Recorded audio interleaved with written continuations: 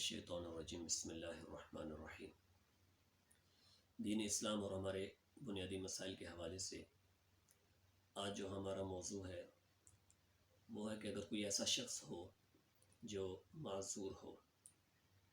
کوئی ایسی بیماری ہو یا کوئی ایسا پرابلم ہو جس کی وجہ سے اس کے ہاتھ جو ہے وہ کام نہ کر سکتے ہو، اس میں یا تو فالج وغیرہ کی وجہ سے بھی ہو سکتا ہے یا اس کے ہاتھ وغیرہ شل ہو گئے ہوں، تو ایسے شخص کے بارے میں جو ہے وہ شریعت میں کیا حکم ہے کہ وہ استنجا کیسے کرے گا۔ تو اس کے لیے استنجا کا طریقہ کیا ہوگا؟ اگر ایک شخص جو ہے وہ اپنے ہاتھوں کو استعمال نہیں کر سکتا اور جو ہے اس کے ہاتھ جو ہیں وہ کام نہیں کر رہے، تو شریعت کے اندر فقہ حنفی کے اندر جو اس کے استنجا کا طریقہ ہے اس میں یہ ہے کہ اگر وہ اتنی طاقت رکھتا ہے کہ اگر کسی کپڑے وغیرہ یا ٹیشو پیپر وغیرہ کے ساتھ نجاست کو، گندگی کو صاف کرنے کی صلاحیت رکھتا ہے، تو پھر اس صورت میں وہ جو ہے وہ اپنی گندگی اس طرح صاف کرے گا کہ وہ اس کپڑے سے یا پھر جو ہے وہ ٹیشو پیپر وغیرہ سے پونچھ لے گا۔ اور اگر اس کے اندر یہ بھی طاقت نہیں ہے، اتنی بھی سخت اس کے اندر نہیں ہے، تو اگر کوئی ایسا شخص موجود ہے جو اس کو تیمم صرف کرا سکے، تو وہ جو ہے وہ کسی اور کے ذریعے سے جو ہے اس کو تیمم کروایا جا سکتا ہے۔ اور وہ خود سے تیمم کر سکتا ہے تو خود تیمم کر لے، اور اگر خود تیمم نہیں کر سکتا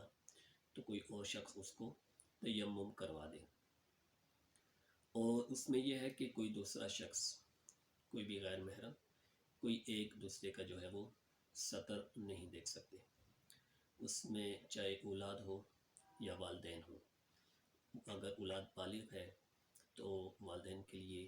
یہ شرعاً جائز نہیں ہے کہ ان کا سطر دیکھیں، اور ایسے ہی اگر جو ہے وہ اولاد کے لیے یہ نہیں ہے کہ وہ والدین کا سطر اس طرح دیکھیں، تو اس میں پھر یہی ہے کہ وہ اسی طرح جو ہے وہ نماز پڑھ لیں، کیونکہ نماز کے لیے پاکی کا ہونا ضروری ہے، اور یہ ایک عذر ہے،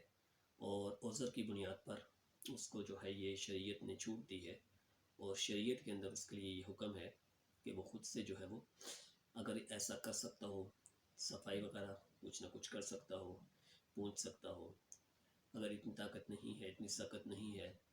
تو پھر اس میں یہ ہے کہ وہ اسی حالت میں جو ہے وہ تیمم کر کے نماز پڑھ لے۔ اس میں ایک چیز یہ ہے کہ اس میں شوہر ہو یا بیوی ہو تو ان دونوں کے لیے شریعت میں جائز ہے کہ وہ ایک دوسرا جو ہے وہ ایک دوسرے کو اس طرح استنجا کروا سکتے ہیں، ایک دوسرے کا سطر دیکھ سکتے ہیں۔ اس کے علاوہ جو ہے وہ شریعت کے اندر کسی کے لیے بھی جائز نہیں ہے کہ وہ کسی کا سطر دیکھیں۔ تو اگر کوئی ایسا معذور شخص ہو کہ جس کے لیے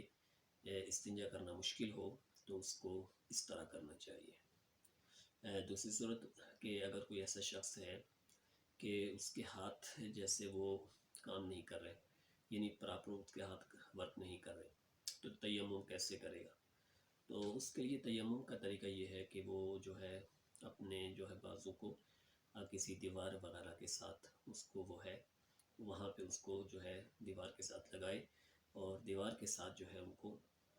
اس طرح لگائے جس طرح تیمم کیا جاتا ہے، ان کو ملے، دیوار کے ساتھ اس کو ملنا چاہیے۔ اور ایسے ہی دوسری دفعہ اپنے فیس کو، یعنی اپنے چہرے کو دیوار کے ساتھ رکھنا چاہیے یا ملنا چاہیے، جس سے اس کا تیمم ہو جائے گا۔ تو یہ ایسے شخص کے بارے میں ہے جو معذور ہو اور اس کے لیے نماز کا چھوڑنا کسی بھی حال میں جائز نہیں ہے۔ تو اگر ایک شخص جو ہے وہ کھڑے ہونے کی طاقت نہیں رکھتا تو اس کو شریعت نے اجازت دی ہے کہ وہ بیٹھ کے نماز پڑھ لے، اور بیٹھ کے بھی نہیں پڑھ سکتا تو لیٹ کے نماز پڑھ لے اور اشاروں سے نماز پڑھے، لیکن نماز کے اندر جو ہے وہ چھوٹ نہیں ہے۔ اور جہاں تک تعلق ہے پاکی کا، تو پاکی کے اگر جو ہے وہ جو طریقے شریعت کے اندر جو بتائے گئے ہیں، اگر پراپر طریقے سے وہ طہارت حاصل نہیں کر سکتا کسی عذر کی بنا پر، تو اس کو جو ہے وہ جس طرح آسانی ہو، جس طرح اس کو چھوٹ ہو،